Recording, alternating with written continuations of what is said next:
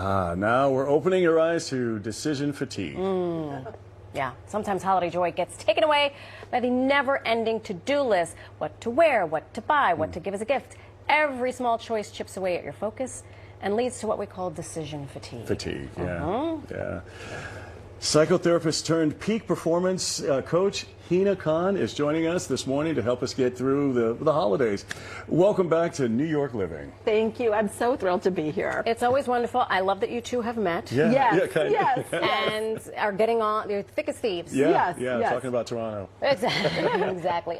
So can we lay down the foundation? What exactly is decision fatigue? Well, it's like you said, Marisol, it's when these decisions compound and you've got to make so many decisions that even small, insignificant decisions start to feel heavy because it's another decision that you have to make, because you're still drawing, whether it's a small decision or a big decision, you're still drawing from that same mental energy bucket. And then things that feel insignificant start to feel heavy, so you overthink it. Or you procrastinate because you just don't even want to make the decision. Or maybe you default to a choice that might not be the best. Yeah. I just know that, like, in fact, I was just telling my manager who's here, last year for presents, I didn't have time to go shopping. So I just basically exchanged money to my siblings and my family. Like, here's $100, here's $100. So, yeah, it does get overwhelming. Absolutely. So can you talk to us a little bit about the psychology behind decision making? Because I would say, like, I was at dinner with my husband, and my brain was so crowded, I didn't even know what to order. I was like, can you just order for me? Yeah, absolutely. And it's because you're drawing from that same mental bucket. So even things that you feel should be easy feel really hard, and then we start to go into judgment, like, why is this hard? Why can't I just figure out what to order? And this really happens with a lot of high performers that feel that they should be making decisions a lot faster and easier, but it's the compound effect. And I think once you understand that, you also want to have a way to deal with decisions, and that can make a big difference. And it's also different for women too, especially this time of year. How so? Gee, thanks. Well, you know what? We carry the invisible load.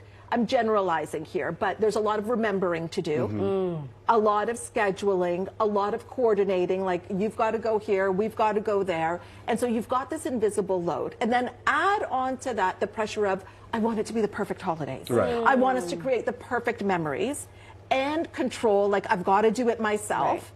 Then that's going to lead to burnout and exhaustion, and it steals the joy from the holidays. Like, it's not fun. Yeah, no, I think there seems to be a high expectation of what this season is all about. And sometimes I think you feel FOMO, you know, like, oh God, am I supposed to be at this party? Am I supposed to have my own party, and the decorations and all that stuff? So I get it. Yeah, it's a lot of pressure we put on ourselves. You have 3 steps to help all of us work through all this decision fatigue. Please. The first one is to deal with it. So one of the things that I find that we do is, let's say you were invited by your guest co-host to an event and you knew that you could not go. But sometimes we don't want to say no in that moment. We don't graciously decline, and we're like, you know what, I'll tell them later. Because we just don't want to do it. So then you go to bed with all of these things that you said you would put off and you would do later, and you're waking up in the morning with this list, and it's like an energetic leak. So if you deal with things as they come up, I call it event action. The event happens, take the action right away and deal with it. So that's the first thing. And then the second piece is to delegate.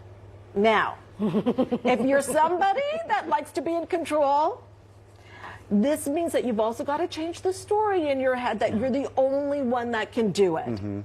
So perhaps next time, instead of having to hand out the cash to all the siblings, although I think they appreciated it, you could delegate or get some support in getting those gifts. Right? And also, people want to help.